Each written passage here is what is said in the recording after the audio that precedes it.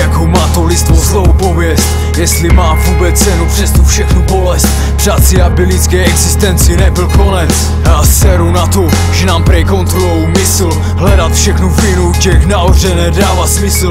Když vidím s obuškem těžkou oděnce, jak bije do hlavy demonstranta s kykou v ruce. Když vidím, jak naši politici serou na budoucnost lidu, mají v piči krizi. Jsou to zločinci, co okradají stát od dna. Někdy mám chuť stát se snajperem a začít jednat. Ilumináti, pyramida, démoni, bankéři mají možná prostředky, jak ovládat naši mysl, tělo, duši a vědomí. Ale koho vinit ze ztrátu soucitu a svědomí? Jak vysvětlit, že se člověk staví jak ovce do řady, že kopne člověka před klubem do hlavy? Pro příklady zla nemusíme chodit daleko. Spousta z nás je tak zla, že by dokázala ledacos.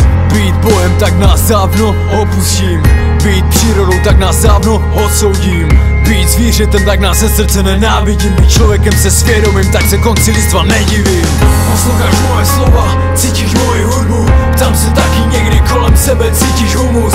Taky někdy přemýšlíš, že lidstvo je jen virus a že člověk není špatný, je náš vymyšlený mýtus. Někdy mě napadá, že konec začíná a moje svědomí nic nenamítá. Taky si tak znechucený z lidí zažví, že máš chuť se sebrat a utéct snaží, někam do přírody, někam do hor, do světa, kde ještě neexistuje motor. Daleko od systému a všech lidí.